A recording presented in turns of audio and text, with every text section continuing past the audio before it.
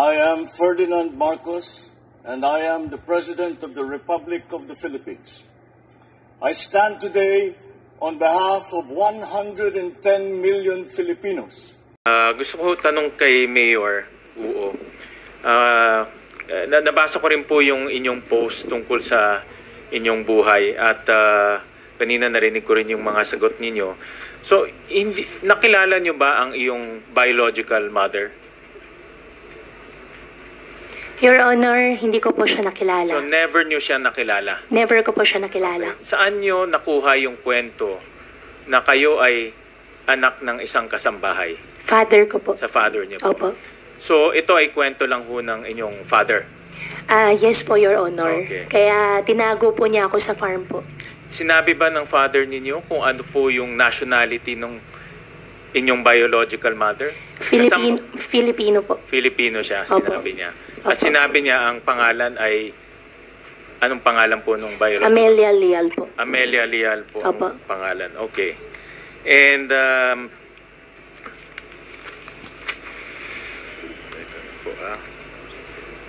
okay.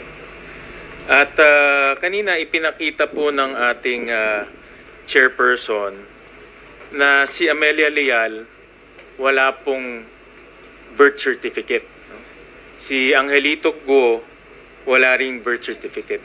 So sa mata po ng gobyerno, hindi ho sila pinanganak ho dito.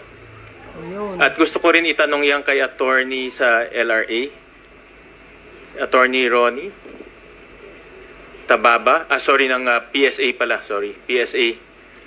Ang name ng PSA. Yung representative sa PSA. Si Attorney Attorney Ambatali, Sen. Sherwin.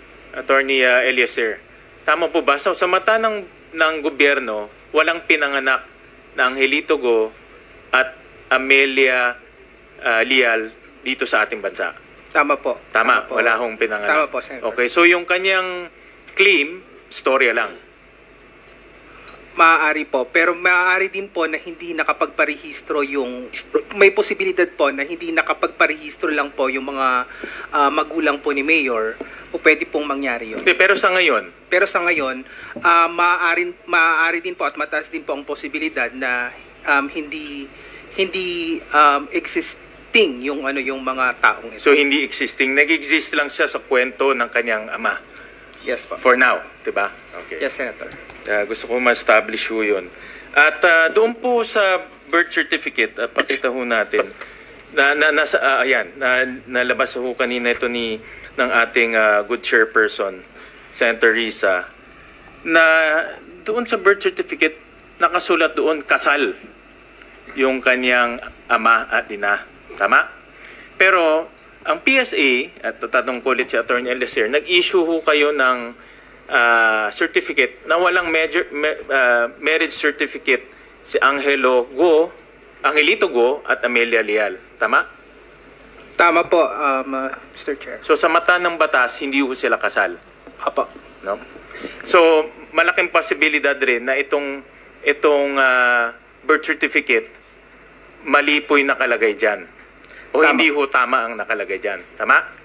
Tama po. Alright, sige.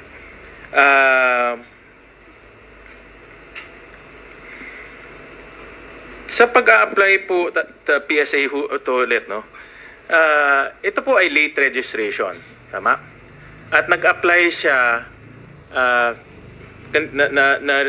last time na mention 17 years old. Pero nung tinignan ko late in dates, 19 years old na siya nung nag-apply ng late registration. Tama ho sa PSA? Attorney Eliezer? Tama po. Okay. And sa pag-a-apply ng late registration, may mga requirements. Correct?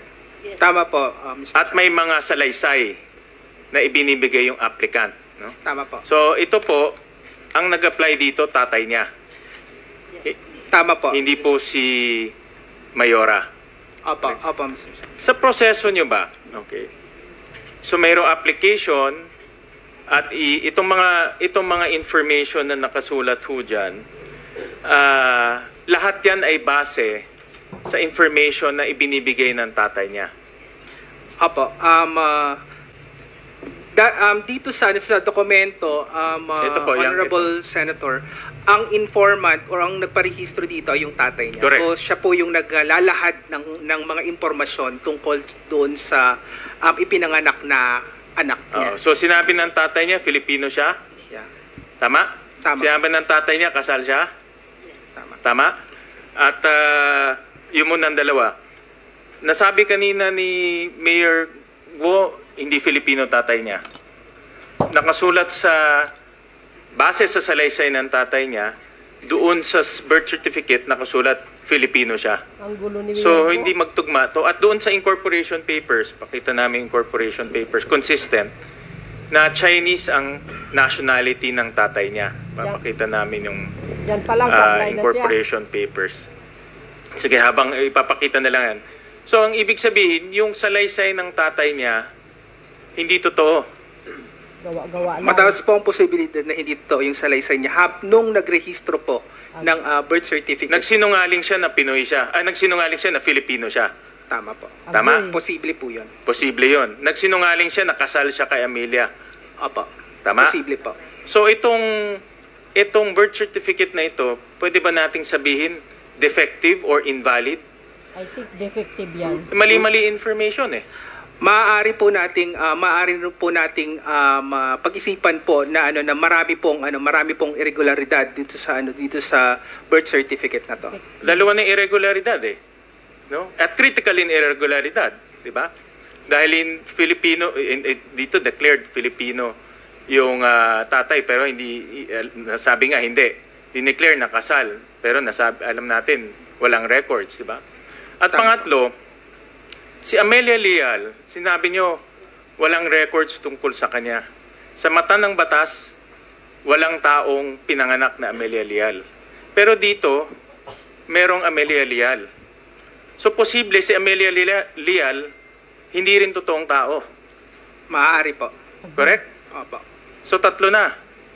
Si Amelia Leal, hindi totoong tao, hindi Filipino ang tatay niya, hindi kasal siyempre hindi kasal kasi hindi totoo, no? Diba? So, pwede ba natin ulit sabihin itong birth certificate? Sabi nyo kanina, irregular. So, pag irregular siya, hindi natin pwedeng gamitin ito as para basehan sa anumang dokumento. Sen. Sherwin, before Attorney Ambatali replies, just like to acknowledge the presence of Senator Loren Legarda. Salamat, ma'am.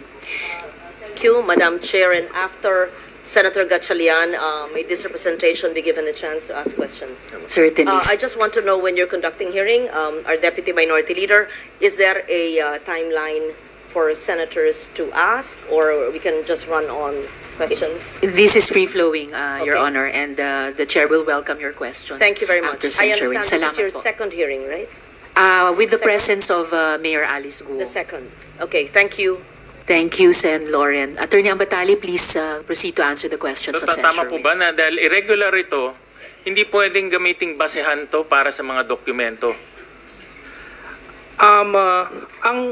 Ang isang birth certificate po kasi na nakarehistro, pwede siyang maging basihan, pero hindi po ito absolute na basihan ng isang existence ng isang tao. Pwede pa rin po itong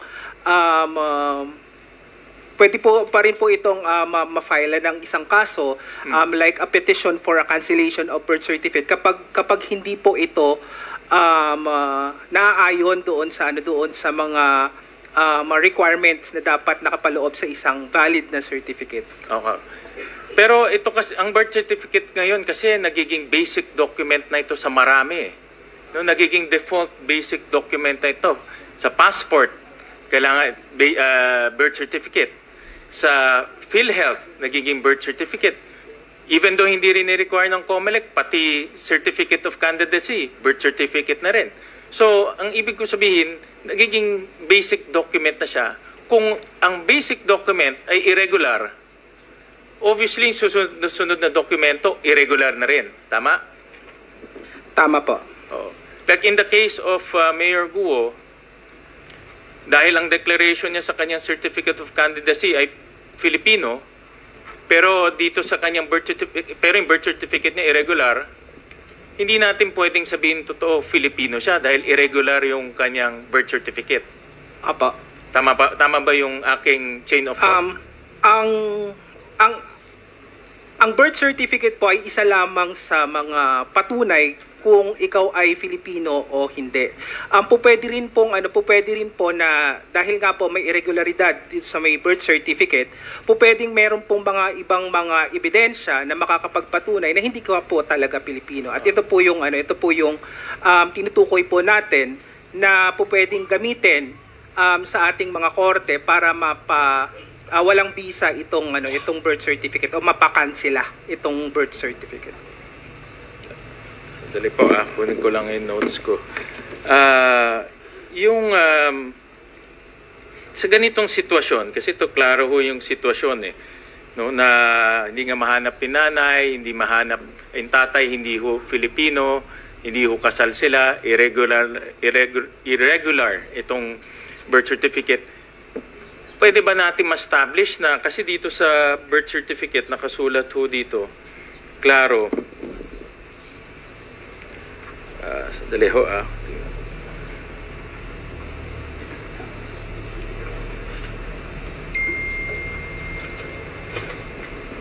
na ang citizenship niya ay Filipino. So, pagtingin ho natin dito sa birth certificate, pwede ba natin sabihin ng buong buo na Filipino si Mayor Guo? Base doon sa mga facts, Itong mga facts ho, hindi naman ho to galing sa kwento No? Hindi ho ginawang kwento to. Ito ho yung mga binigay nyo sa aming mga dokumento. Hindi ho nag-rely ho kami sa kwento o sa mga narinig, nag-rely ho kami sa dokumentong kayong binigay nyo. Apo. Mr. Senator, base po dito sa birth certificate ngayon ni Mayor Alice Guo sa birth certificate, kung ito ay ang pagbabasihan natin, sasabihin natin na Pilipino nga pero base doon sa certification nyo na walang Amelia Leal, Chinese ang kanyang tatay, hindi kasal ang kanyang magulang, ano ang kanyang citizenship? Nag-conduct po kami ng fact-finding po dito, Senator, and I would like to refer this to ANS Marisa Grande because she is more privy on the investigation. With the permission of the chair? Yes, Sen. Sherwin. Ma'am Grande, please address the questions of Sen. Sherwin. Thank you, Madam Chair. We conducted a fact-finding investigation to find out ano po yung mga supporting documents that was submitted. Kasi it was clearly stipulated in the birth certificate na Filipino yung father, si Angelito Guo. So our field office went to the Tarlac Civil Registry Office, and based on the findings of this finding po, ang naka-attach lang na supporting documents is the negative certification na siguro mamaya po ay explain din po sa atin ng mahal na civil registrar ng Tarlac City. So basically, Senator, yung mga requirements kasi natin for the delayed registration are one, the affidavit of delayed registration na nasa likod, which is self-declaration yun ng father na siya ay Pilipino, pinanganak si Mayor Alice sa Tarlac, and these are the information. And then meron din po yan affidavit of two disinterested person who knows the facts of birth of Mayor Alice. And aside from that, meron po dapat yan any two public documents that support na si Mayor Alice ay ito yung kanyang place of birth, ito yung kanyang mga facts like baptismal or any public documents, insurance ng parents. Kasi ito po yung nagpapatunay, makikita mo dyan kung ano ba ang citizenship ng father and also the mother. And also we confirm, Senator, na wala pong birth certificate si Amelia Leal. So based din po sa other birth certificate ng mga lumalabas na kapatid ni Mayor Villaruel yung middle name. Trinay na rin po namin yan na i-verify, but Amelia Villaruel Leal is not existing, whether that be a certificate of birth, marriage, and also yung sa death. Wala po kaming record. And siguro just to clarify na din, Madam Chair, that we submitted another birth record na anak din po ni Amelia Leal and Angelito Guo in the name of Wesley Guo. So, a while ago, sinabmit na po namin po ito sa Committee Secretariat, Madam Chair and Senator Win. So, lumalabas po na based dun sa mga information ng records ng PSA, there are 4 na anak po ni Amelia Lial and also Angelito Goo.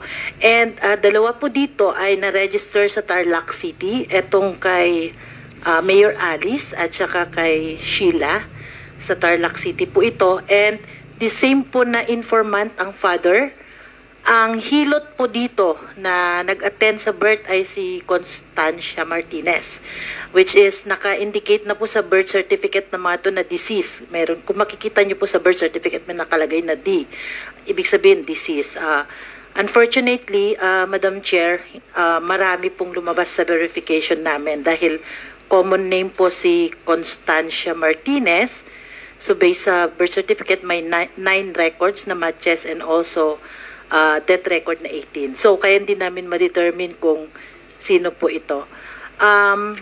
So yun po yung mga facts. And may 2 din sa anak na 4 po na registered po in Caloocan City. All of these are delayed registration po. And all of these births, ang informant po ay ang father sa Angelito Goo. Senator Win, LCR Tarlac is also here in case you want to ask them questions. Thank you, Madam Chair. So I just want to focus kay Mayor Alice Goo kasi yan ang subject matter natin. So lumalabas yan inyong fact-finding, walang supporting documents except for the certificate that she is not registered in the previous NSO records, correct? Yes po, Senator. A negative certification po. Negative certification. At yung mga ibang certification, teka, meron akong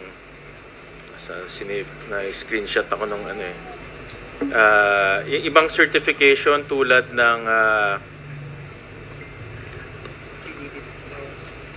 ng affidavit of 2 disinterested persons, medical certificate, affidavit of traditional hilot, wala ho yan. Wala ho yan. At wala rin po yung at least 2, yung baptismal certificate, school records, voter ID, wala rin ho yan. Well, according to sa report ng aming fact-finding, sir, Okay. Negative certification lang po ng wala pong record. So, ang ibig sabihin, ang source lang nitong information na ito sa kanyang birth certificate, kung ano yung sinabi ni Angelito Goo, no, yung alleged father, correct? Yes, Senator. And for the information siguro, yung nag-prepare ng birth certificate is one Relisa Ocampo, still I think under the LCRO. So isang personnel ng LCRO, and based sa report, Your Honor, ang sinasabi, they prepared the document based on the instruction of the former civil registrar. I think the last name is Gatdula, no? Yes. Carlos Gatdula. Is he still around, si Carlos Gatdula? Si Carlos Gatdula, sir, died in 2016 Okay. already. So, but based on the records, just based on the records lang, pagtitignan lang ho natin yung available records right now.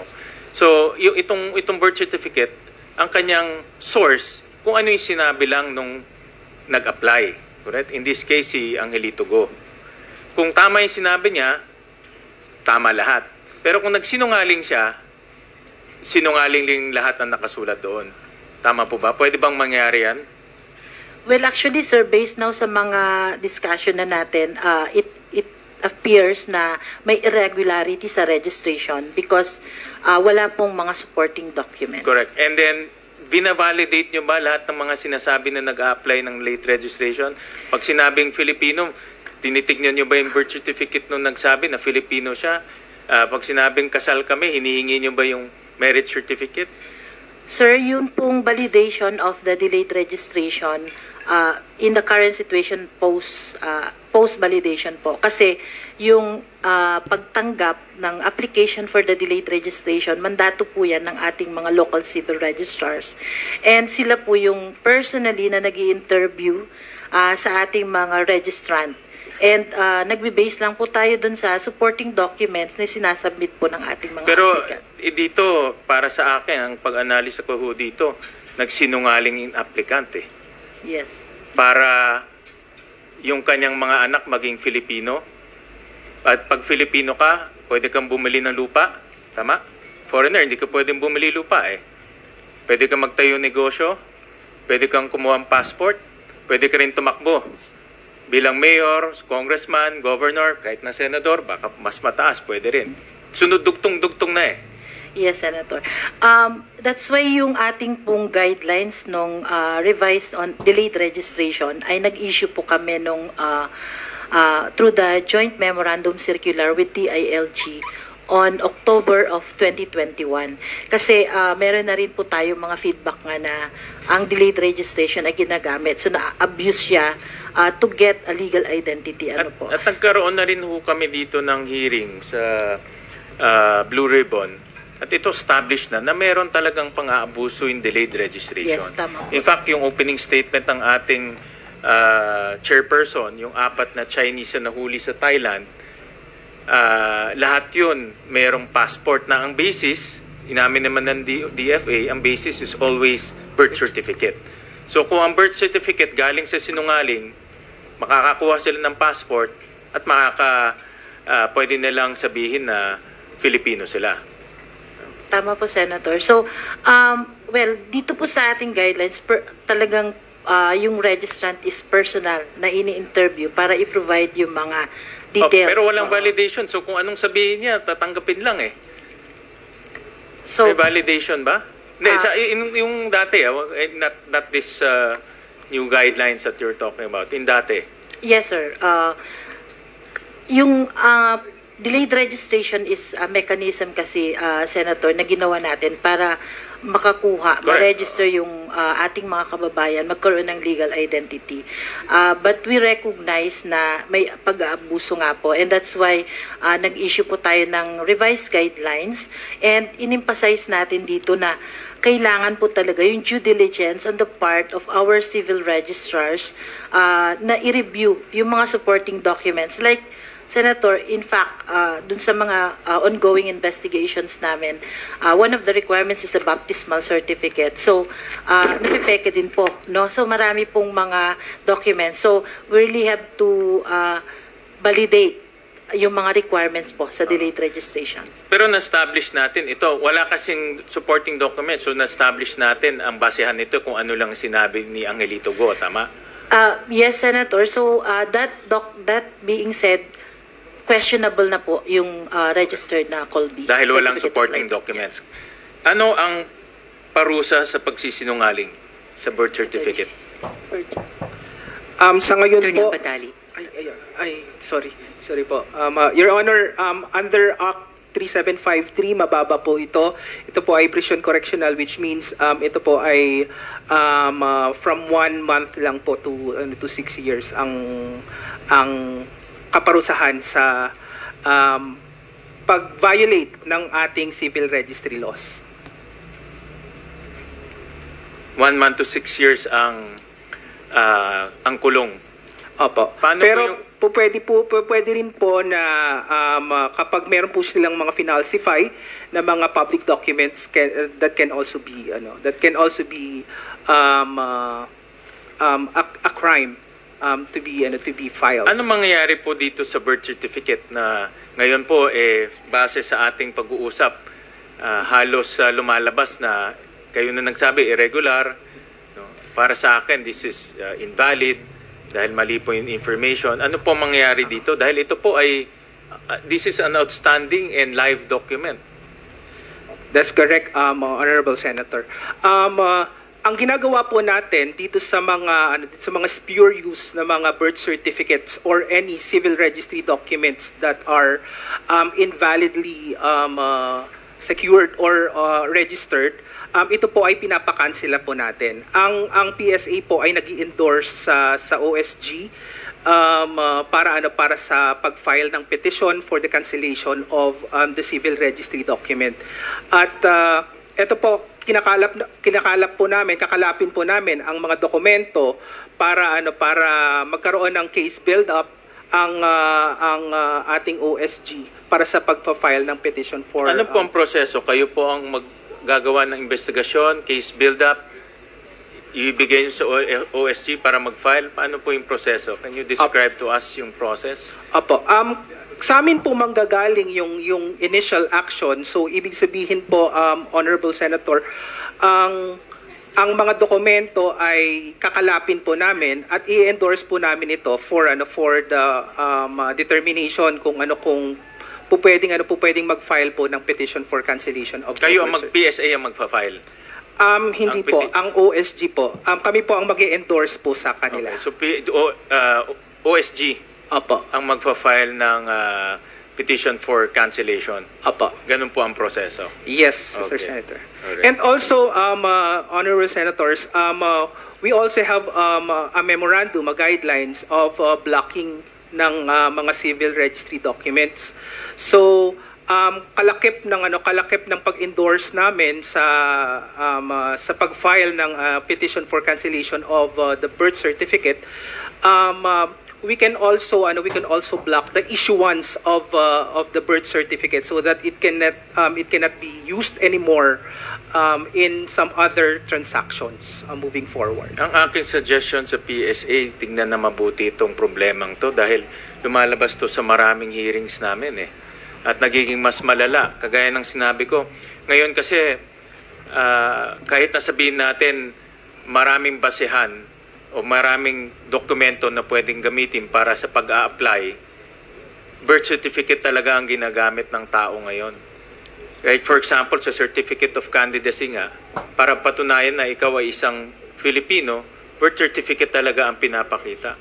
At pag yan ang magiging basehan, ang isang kandidato na hindi naman Filipino, pwede yung tumakbo. Sabi ko nga, mayor, congressman, governor, senator, even vice president at presidente. Dahil nga dyan sa pagsisinungaling. Sa isang simpleng pagsisinungaling, yung pwedeng takbuhan ng taong nakinabang, ang layo. So ang aking suggestion sa PSA, dapat higpitan to dahil naaabuso talaga. Sen. Sherwin, with your indulgence, Sen. Lauren would like to interject on this point. I'd like to put on record that I filed the resolution, but it is not in this committee, but it's related to what Senator Gatchalian is saying now. You will recall, my dear colleagues, that during session, or was it a budget hearing last year, during the DFA budget, when it was brought out on the floor that there were fake passports, or let me correct it, authentic Philippine passports of non-Filipinos. Because according to the Department of Foreign Affairs, in the satellite consular offices that were set up during the pandemic, non-Filipinos applied for Philippine passports granted by the DFA through the satellite offices because the people who applied for it had Filipino birth certificates. So, Senator Sherwin is actually correct in saying that ang ugat nitong lahat ay PSA.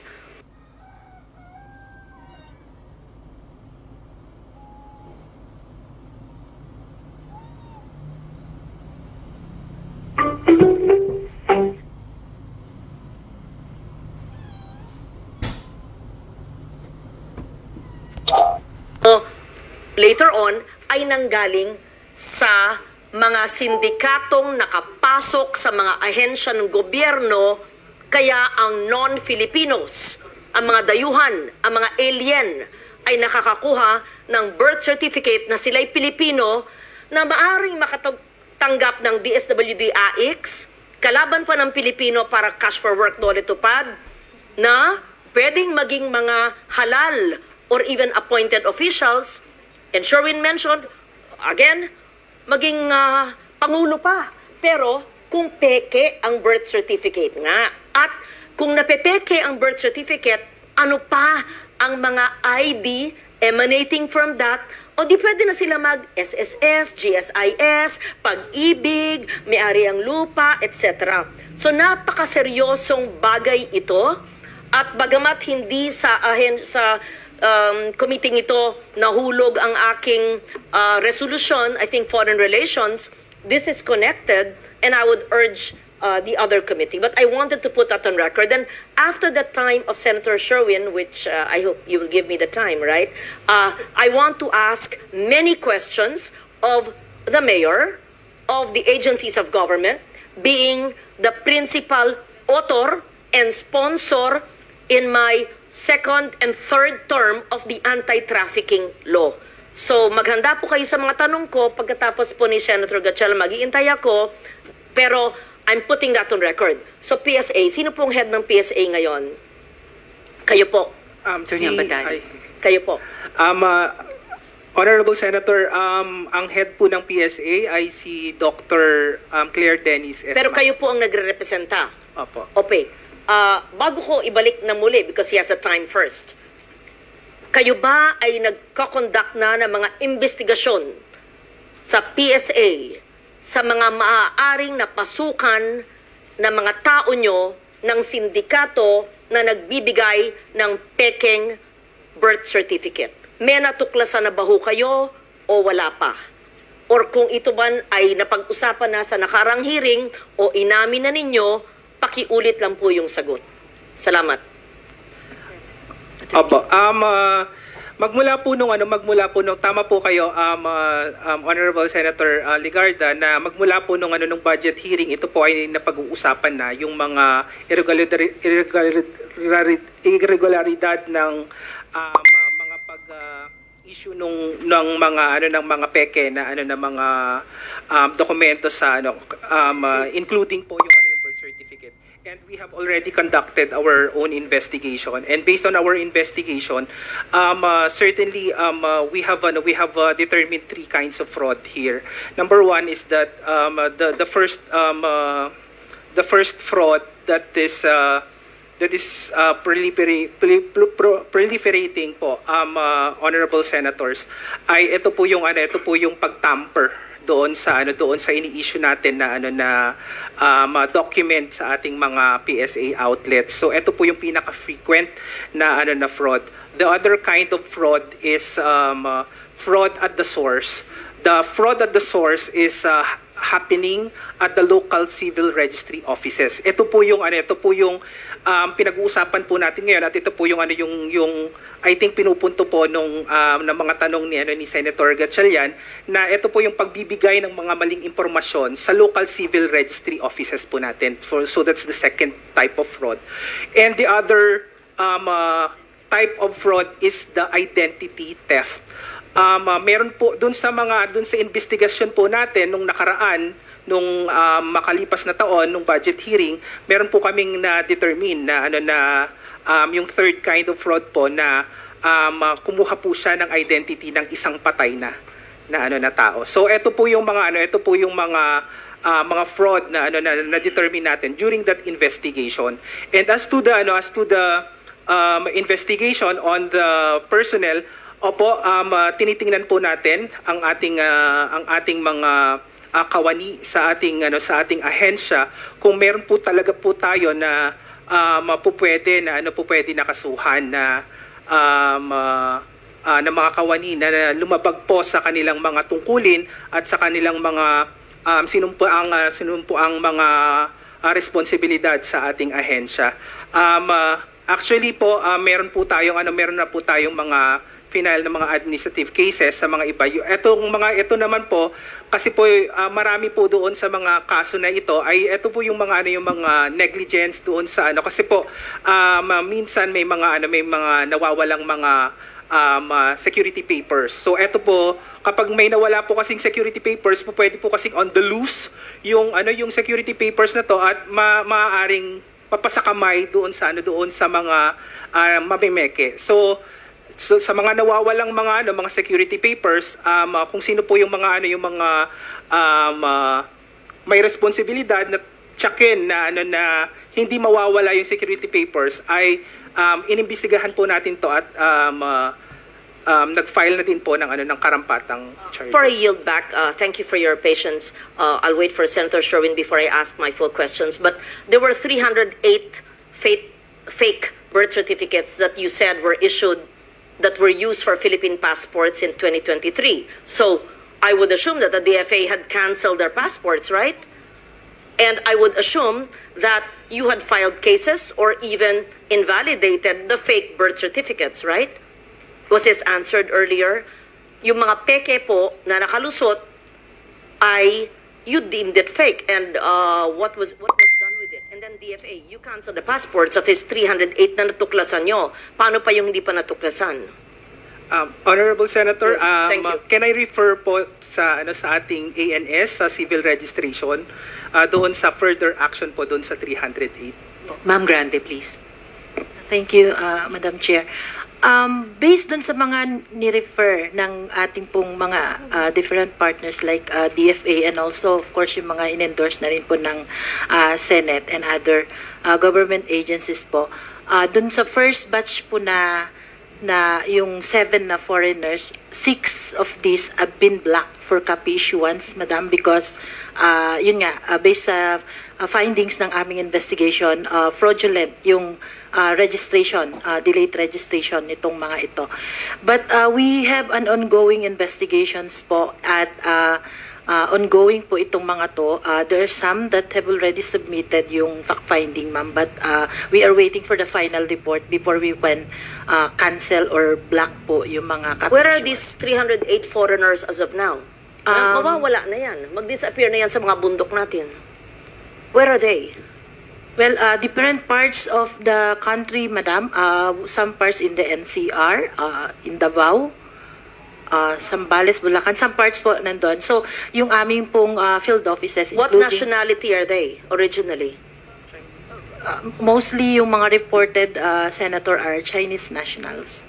There's really a syndicate. It's very clear. I don't even need a committee report from our hearings. We know there's very clear na pasukan tayo ng mga sindikato ng malaking bansang yan at nakapasok hanggang sa mga lokal na pamahalaan. I'll get to that later. So, Madam Chair, I would request the PSA to give us an official report, not just on the 308 and the DFA as well, but all the other 1, 2, 3 of identity theft, a complete report to the committee so that we can use that for the other committee hearing, which is in the Blue Ribbon Committee and the Foreign Relations Committee on the resolution that I filed. Then I'll wait for my term, my turn after Senator Gatchalian when you yield to me.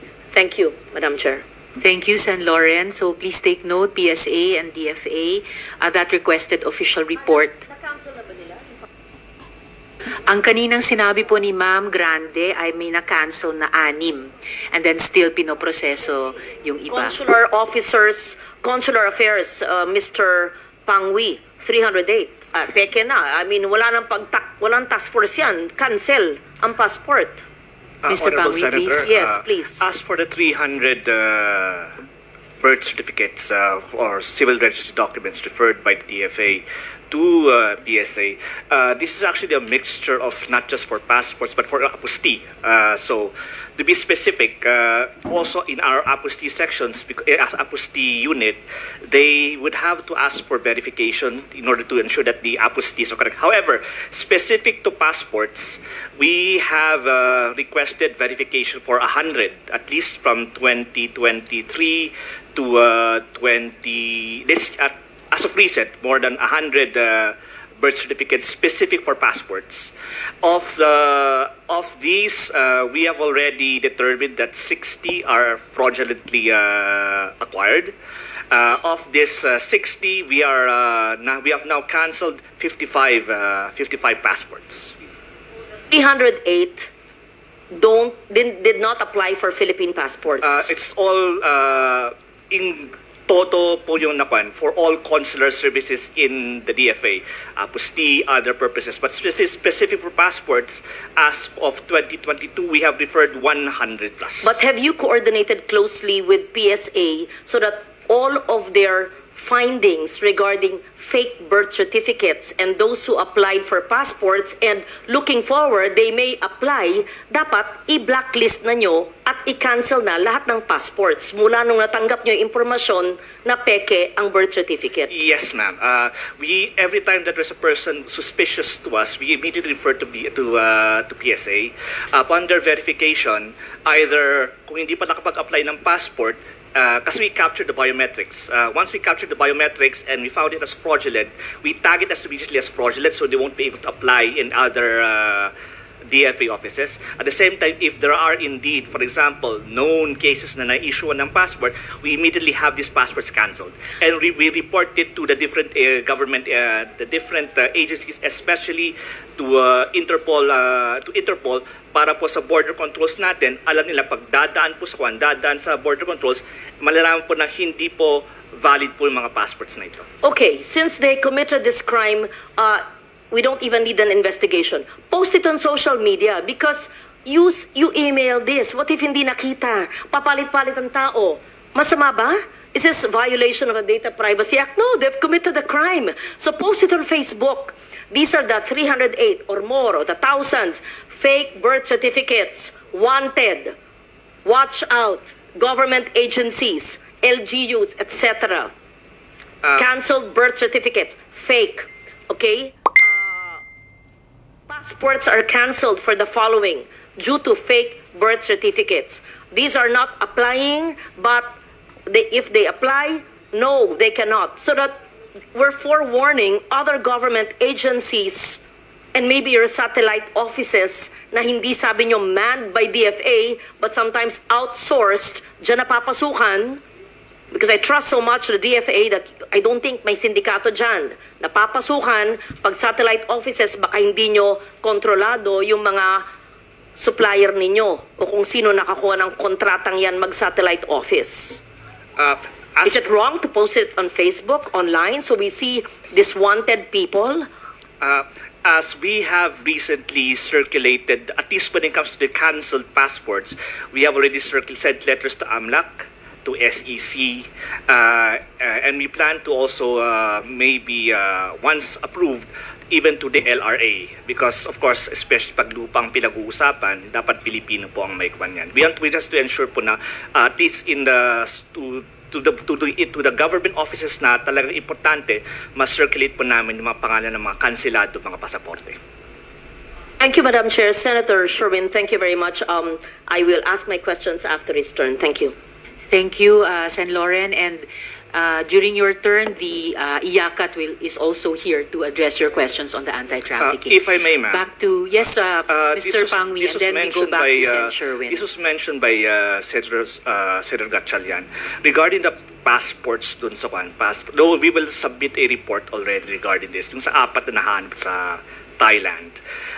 These are, I personally saw those passports kasi punta kami ng ASECO just recently to Thailand to look at these passports. These are tampered passports, and as per records, declared lost to mga passports na ito. These are, I need to say, laughably, a poor attempt to pakita mo lang pangit na yung laminate, tampered talaga yun, tampered talaga yung details. This is another issue that we're also trying to find out kung anong nangyayari sa mga lost. Pag na-declare lost ng passport, saan napupunta pa. But that's another matter. But as for those 4 passports, we will send a report, but we will have to declare na these are tampered passports declared lost. So please, for DFA and as earlier mentioned, LRA, submit those reports. Kasama po yung mga detalye na itinanong at saka yung response nyo dun sa mungkahi, paano i-inform properly yung publiko tungkol dito while you are improving document security sa ating gobyerno. So back to Sen. Sherwin now, please. Thank you. And sa PSA, no, I'm looking at sinabi nyo mayroon pang ibang birth certificates na nakapangalan kay Angelito Go and Amelia Lial. No? Dalawa, may pattern no? First, lahat sila late registration. No? Pangalawa,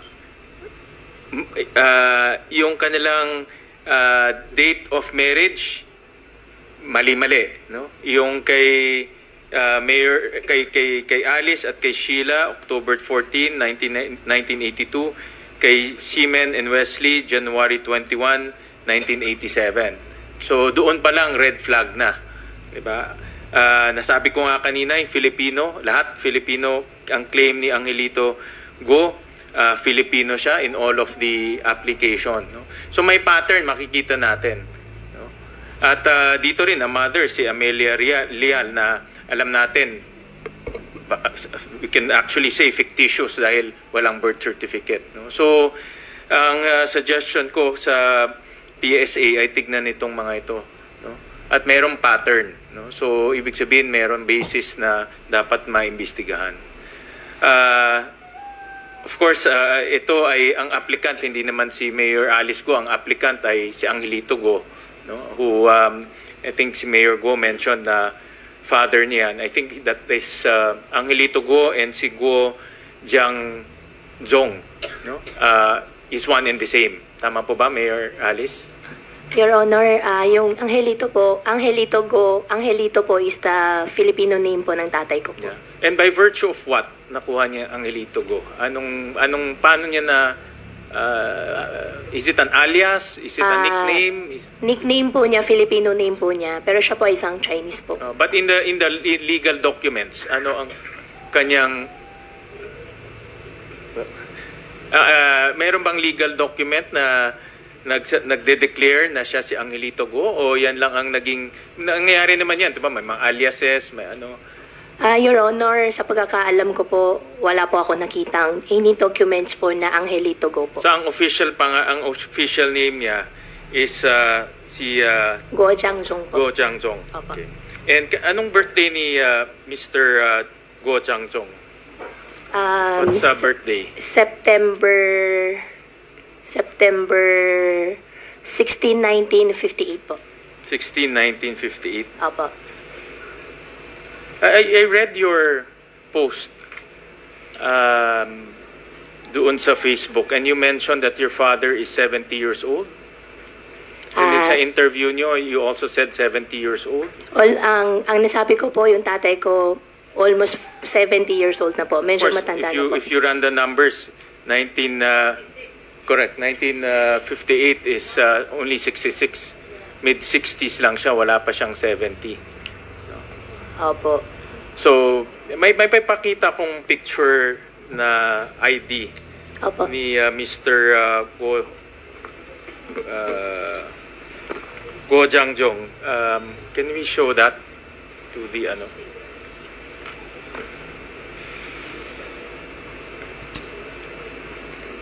Since siya kasi yung nag-file nitong itong birth certificate mo, gusto rin namin makilala kung sino siya. So, ito ba siya?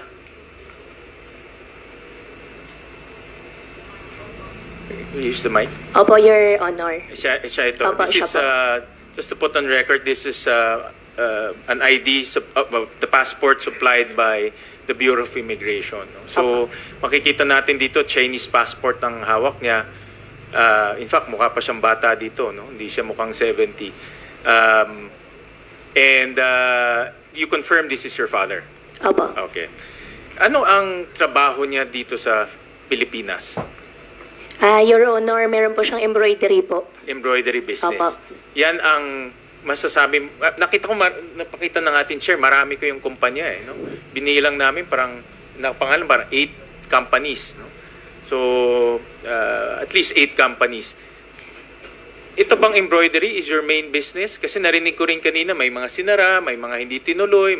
What is your main line? Ano yung, hindi natin pwedeng sabihin rin na, narinig ko sa mga interviews mo, ordinary ka. No? But isang ordinaryong tao, walang helicopter. No? Hindi ka pwede maging ordinary kung may helicopter ka. No? At salian mo is almost, in terms of assets, maabot ng 300 million. No? So that's an ordinary person.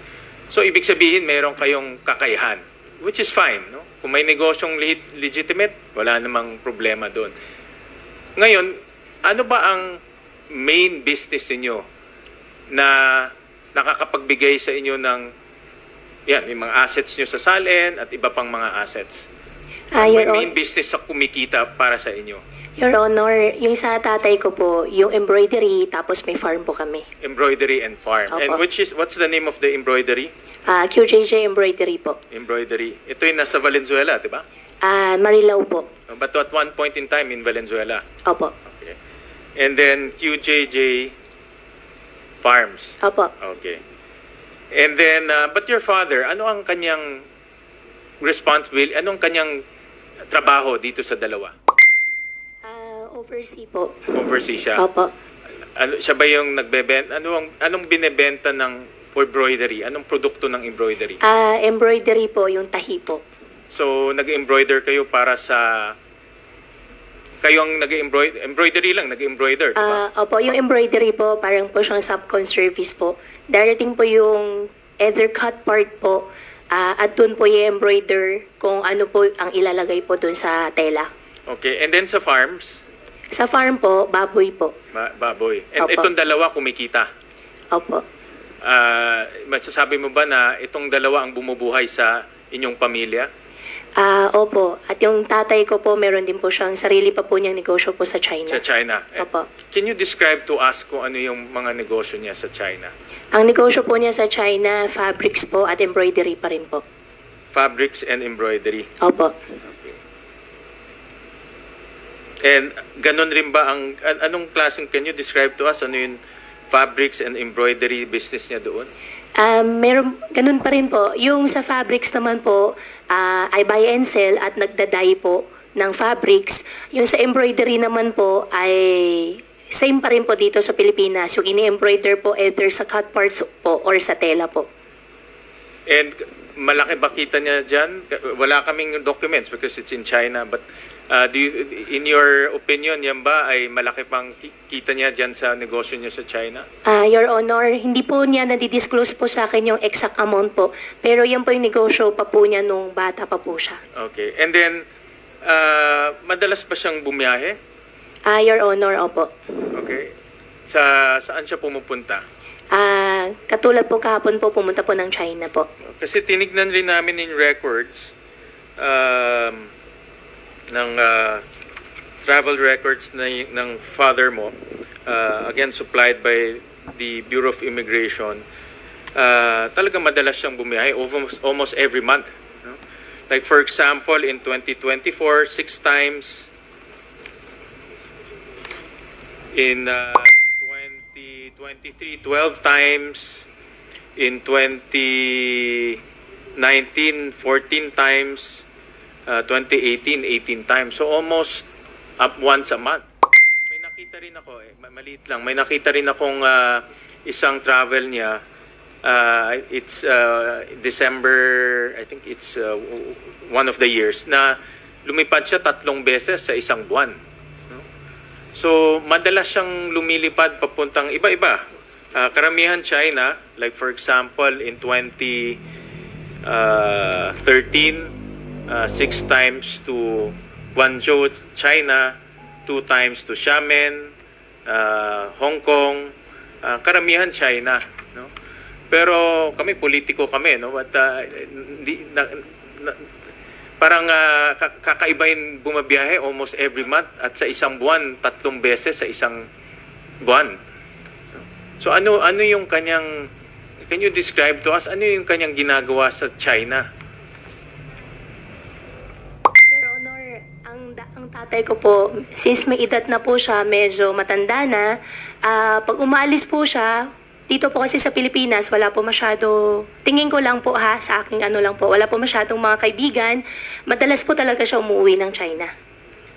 And anong ginagawa niyo doon? Is that your Nag-oversee, business? may negosyo po siya sa China na ino-oversee pa rin po niya. Oh, kasi napakadalas to. And for his age, talagang napakadalas pumiyahe. At nag-umpisa to since 2016. 18 times siya bumiyahe papuntang China. Almost 2 times in a month. 2016 po. 16. Your Honor, yung mga ibang travels po ng tatay ko na po, since hindi ko naman po siya araw-araw na kasama, ang alam ko lang po, umuwi po ng China. Sumasama ka sa kanya? Hindi po. Nakasama ko lang po siya yata once or twice. Nung Based medyo on bata records, pa po. 16 times mo siya kasama? Sa China po? Yes. Hindi po ako nakarating po ng China ng 16 times po. Hindi lahat naman China, may ibang 16 times kayo magkasama. Possible po na 16 times po, pero sa China po wala po. Hindi ka ilang beses kang sumama sa kanya sa China? Sa China, ma-check nyo rin naman po sa record, baka once or twice. Hindi pa lalampas ng 3 beses po. Ang dad mo ba involved sa Baofulan? Hindi po. So ito negosyo mo lang? Opo. At Daddy ko po, hindi po At kasali. kanina narinig ko sinabong pinahiram ka ng pera. Your Honor, binigyan po niya ako. Binigyan ka ng Opo. pera para bumili ng lupa. Binigyan po niya ako, actually in fact, binigyan po niya ako ng pera pang-invest. Ang lagi po niya sinasabi sa akin, ako lang po mag-isa. At pangalawa po, ayaw po niya ako pumasok sa politika. Kaya gusto niya, ipatuloy ko na lang daw po yung negosyo. Yung negosyo. Pero, Sen. Sherwin, if I may just briefly interject. Dahil nabanggit ni Sen. Sherwin yung Baofu ulit, if I could just quickly ask the Department of Justice, napakinggan nyo na po siguro, who is going to speak for DOJ here?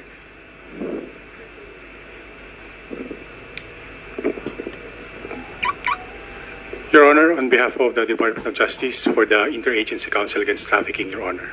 Yes, Attorney Bendoval. Salamat, Yes, Your sir. I'm sure napakikinggan nyo yung tungkol sa links ng mga Baofu incorporators dun sa Singapore money laundering case. Would you be able to inform the committee if DOJ is working with the Singapore Ministry of Justice on this? Mamaya also, before we suspend this hearing, I will pose a similar question to PAGCOR about an executive session. Would there be a preference from the DOJ to withhold this information about any working with the other Ministry of Justice until such an executive session might be called? Kasi ayoko namang ikompromiso yung ating law enforcement, pero lahat po kami, we really want to get to the bottom of this, Attorney Bendoval. Yes, Your Honor.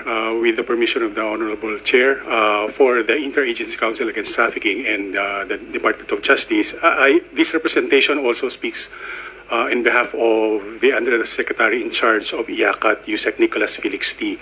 And in fact, it is the humble request of the IACAT DOJ if we could request the Honorable Committee for an executive session. In fact, Your Honor, IACAT would like to apprise this committee as regards to the whole POGO scheme, not just the operation in Bamban Tarlac, together with all other operations conducted since last year, so that we could have a more deep and comprehensive discussion on this, so that finally we can resolve any problems. And as much as we would like to disclose any information, Your Honor, just temporarily would like to classify it as confidential as of now. And after, and if granted of an executive session, then perhaps we could discuss more freely, Your Honor, please. Salamat, Attorney Bendoval. The Chair will gladly schedule that executive session before the next hearing dahil importante po itong mga isyong ito sa aming lahat ng mga senador. Salamat po. Back to you, Sen. Sherwin. Thank you, Madam Chairman. Mayor Alice, nasabi niyo kanina na nagbibigay ang father niyo nagbibigay ng puhunan sa inyo para magnegosyo kayo. And kanina narinig ko, minsan 500,000, 1 million, 2 million, at binigyan rin kayo ng puhunan para pumasok dito sa Baofulan. Tama? Your Honor, hindi po. Binigyan po niya ako ng pampuhunan po, pangbili ko po ng lupa. Pero Na yung ginamit niyo sa Baofu? Umpisa po niyan, hindi na pala naman pong Baofu. Binili ko po yung property po ng installment. Tapos nung nabili ko na po yung property, that's the only time po na in-invite ko po yung mga Chinese po, yung mga investors po na mag-invest po doon sa lupa ko po. I'll get to that. Pero gusto ko lang makita kasi o maintindihan kung ano ang klaseng tulong binibigay ng father mo sa iyo sa pagnenegosyo o dito sa pagbibili ng lupa. Nagbigay ba siya para sa pagtakbo mo bilang mayor? Your Honor, yung tatay ko po, tumulong din po nung tumakbo po Like ako. any father naman, tumutulong. Opo. Diba? That's lahat ng mabubuting ama tumutulong talaga sa mga anak nila. Dahil tinitignan ko, I'll flash it, no? Yung QJJ Farm, yung financial statements. Yung 2022, nalugi siya ng 900,000 pesos. In 2021, kumita siya 81,000 pesos. Yan. And then yung QJJ Embroidery, 700,000 pesos ang kinita nung 2023, and in 2022, 439 pesos. So kung ako tatanungin, hindi sa Pilipinas galing yung kita ninyo. No? In fact, wala kayong kinikita dito sa Pilipinas. No? At dahil sa dalas niya pumupunta sa China, tingin ko hindi pagkakaibigan lang eh. Meron din siyang negosyo sa China na kumikita na dinadala dito yung pera. Kasi pag titignan natin, tinignan ko lahat eh. Inisip ko saan galing kaya yung pera na pag-invest. No? Diba?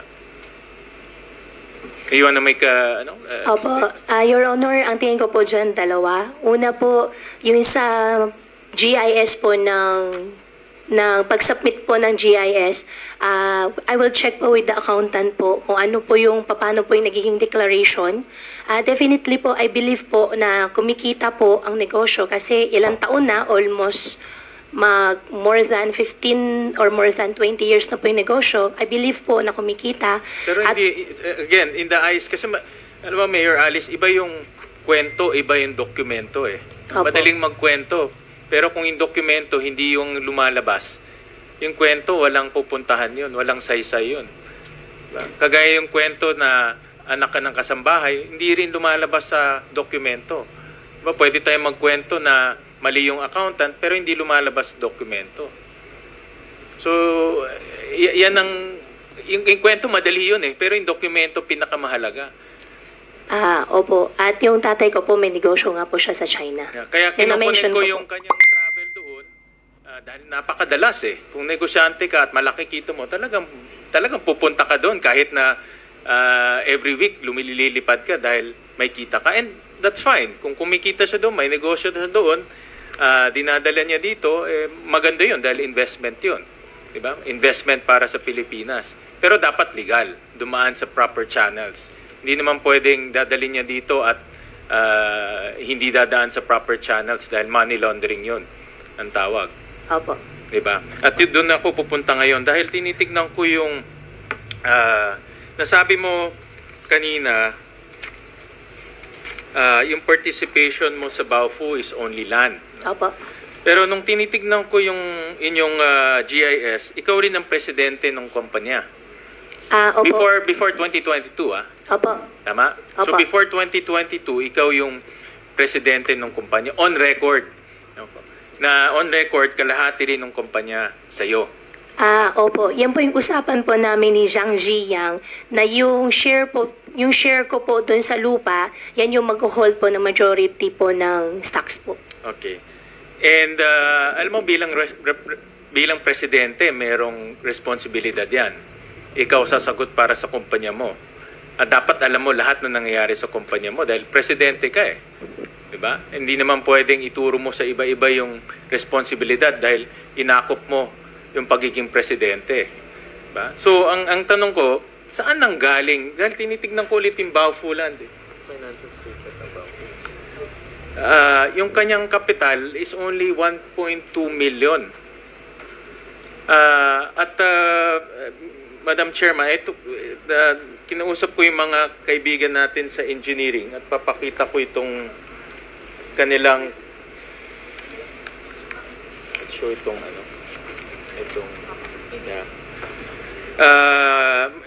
kinausap ko yung mga kaibigan natin, may isang engineering company called DCCD at ito, reputable engineering company, at sabi ko tingnan mo nga at i-value mo yung construction cost ng Pogo Hub sa Banban. So, tinignan nila, i-share ko sa committee, no, dahil, at ito, without even looking at the plans, pwede naman sila mag-tabletop survey. Yan, no? Pwede nilang bilangin ilang floors, pwede nilang sukatin with modern technology na ngayon, lahat pwede nang gawin yan. At, next slide, lumalabas na mayroong 37 buildings in that area. 37 buildings ang itinayo dyan. At lumalabas na ang construction cost na pinakamura lumalabas about 6.1 billion pesos. Okay. 6.1 billion.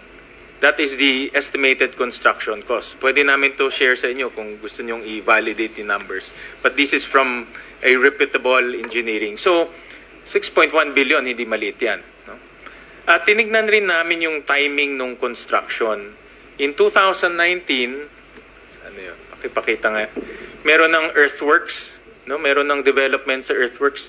Ginastos na ng kumpanya, 117 million.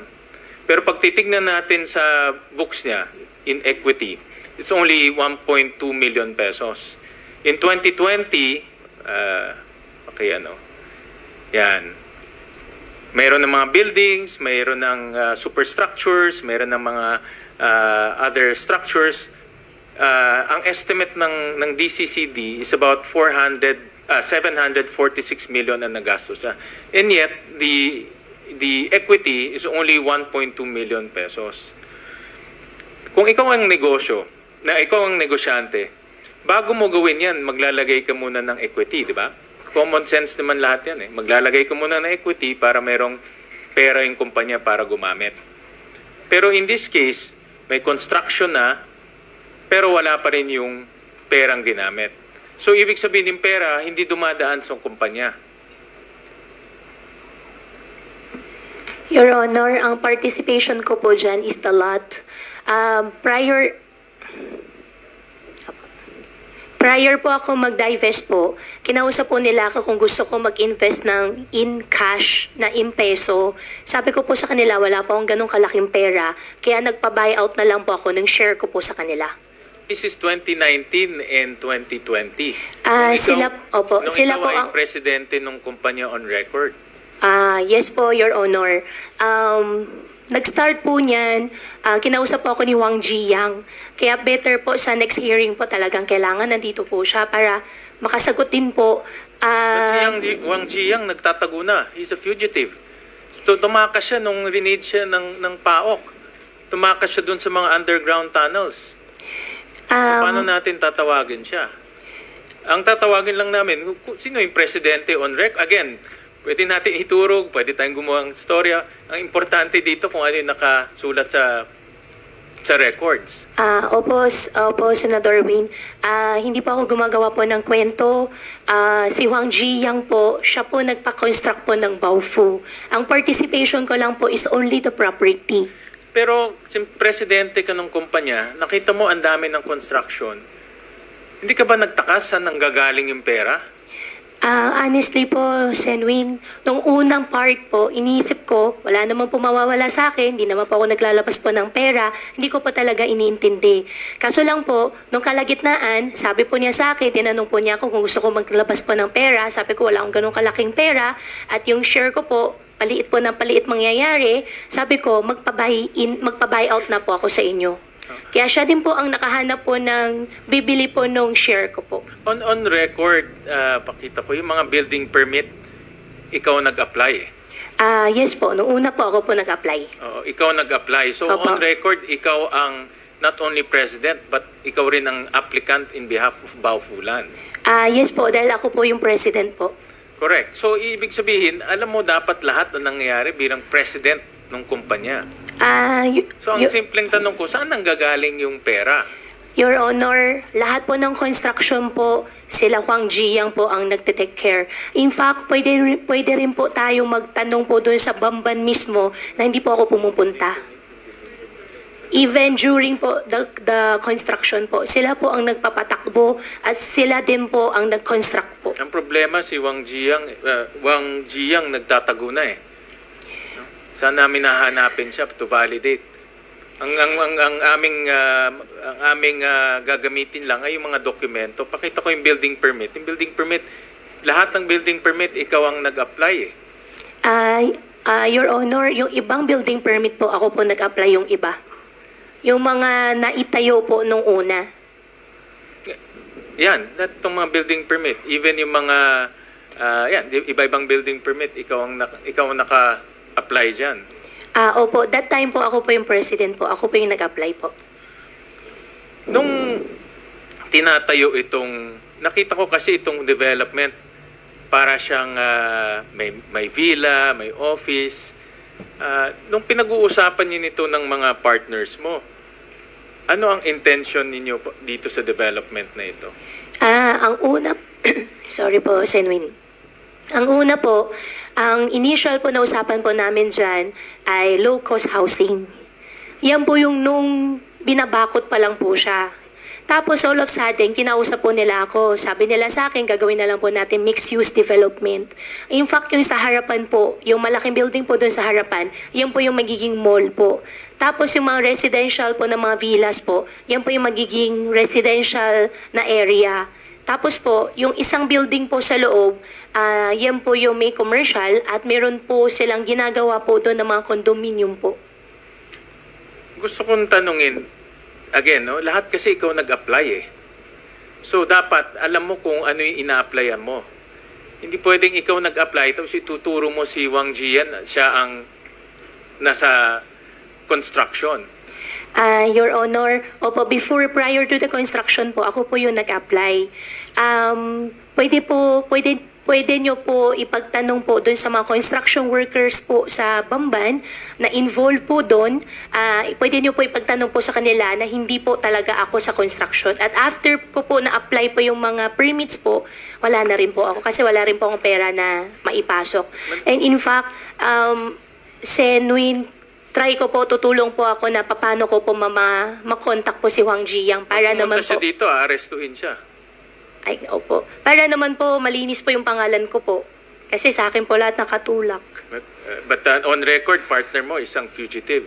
At I think, gusto ko, Madam Chair, to ask AMLAC, si Attorney Adrian Arpon, looking at itong circumstance, is this a classic case of money laundering? Attorney Arpon. Sir, good afternoon. With your indulgence. Sir, possible po. In fact, our office is now investigating this and gathering intelligence information. In the financial statements, wala doon eh. Ang pera galing, ewan ko galing saan, baka China, diretso ka agad, 6.1 billion pesos sa contractor. Diba? Hindi dumadaan sa mga formal channels eh. And then, going by the revelation of our chairperson, na dalawang partner is also embroiled in money laundering. Dalawa. Parang nagtatagpi-tagpi eh. Parang nagtatagpi-tagpi. Yung dalawang partner, money launderer, yung isa, fugitive, yung pera hindi dumadaan sa formal channel. Hindi ba goes without saying money laundering to? Sir, this can be considered as a typology for money laundering. And may ginagawa na ba po ang AMLAC dito? Yes, sir. We are currently gathering intelligence information. And can you supply the committee updates on that? Because this 6.1 billion of money laundering is not small. Napakalaking ano yan. At Sen. Sherwin, baka pwede nating isama ang AMLAC dun sa isa-schedule ng komite na executive session. Hindi ako naniniwala na pupunta yan sa mixed-use development eh. Dahil yung kanyang development is built to suit for POGOs. May villa, may underground tunnel, no? May panic room, may dormitory, hindi naman siya condominium, it's dormitory, no? As attested by PAOK. So in other words, may pera galing, again, hindi ko pa alam kahit saan. But gusto ko sana i-connect rin to doon sa pagpunta ni Go Changchong sa China eh. But parang everything's connected eh. Sir, that is part of our investigation. We have this facility. We share intelligence information with foreign jurisdictions. So we can look into that, sir. Yeah, at the proper time, Madam Chair, we would like to ask for an update on that investigation, because this is just, for me, what we are seeing is a big, not only POGOs now, not only human trafficking, not only torture, but money laundering, large-scale money laundering. Coming from somewhere, pwedeng drugs, pwedeng another scamming abroad. No? So, AMLAC will please submit the report as far as you can submit in writing to the committee, and sana po willing kayo lumahok dun sa isa-schedule na closed door or executive session with the committee. Madam Chair, I have a Yes, few more Mr. questions, but Yes, I'll of yield course. to Thank you. Senator Lauren because I know we have Yes. some time constraints. Thank you, Sen. Sherwin. So, yung kay Sen. Gatchalian will continue in the next hearing.